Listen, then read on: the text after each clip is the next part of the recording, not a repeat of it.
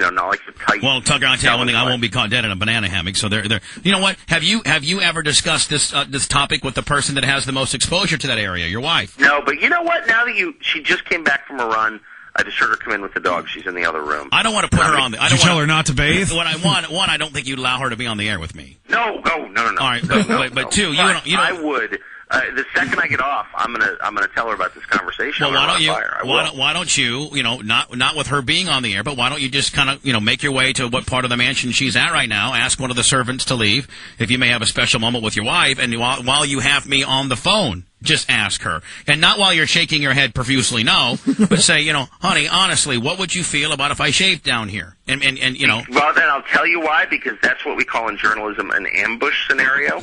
I think she would have trouble computing that. This is going to have to be broached delicately over coffee. Okay, I will also tell you what you call in journalism is an ambush also ends up being some great programming more often than not as well.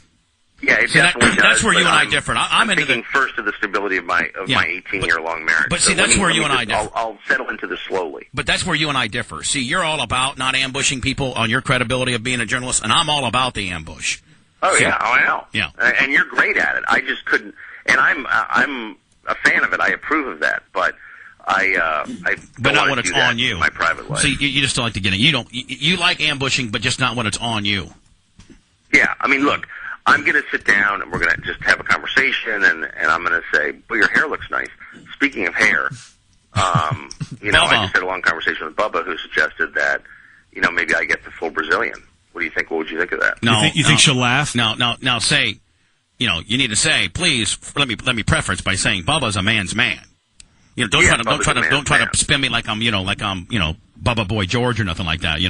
Come on. No. I'm going to say you're not the kind of person who would chain a male prostitute to the wall of your living room. Now, is your wife familiar? I mean, being on the show now for 4 years, is your wife familiar with the program or no? My wife is not a radio listener. She's very familiar with the program because I've told her a lot about it. But right. She's not a listener because she doesn't. I mean, we live in the city, so it's not like right. She's in the car a lot. Right. No, and when she is in the car, she's being driven usually by one of your black servants. Oh, 100%. And the Bentley just doesn't have speakers in the back. Right.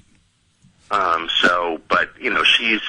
I think she's very sympathetic to the show, but I'm not sure how she's going to feel. Well, I do, as bad as I trust you. I do trust you that you'll be fair in this litmus test of pubic hair, and that you'll at least give me... I totally will. I completely will. I'm going to say, look, I'm just throwing this out there. We've been together a long time, since we were 15, and I think you know me pretty well by this point, and what would you think if I don't know, maybe tonight in the shower, became a woman?